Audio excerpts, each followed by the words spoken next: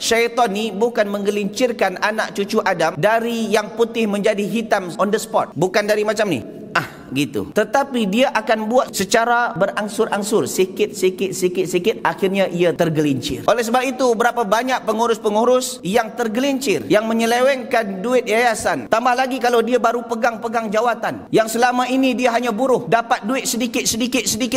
Tetapi ketika dia membuka satu yayasan, dan dari yayasan ini dapat orang bagi derma, dia tengok dengan duit ini banyak, senang cari duit. Akhirnya mulalah buat program-program di luar yayasan, dibuat penyelewengan dana. Tak banyak, dia sikit.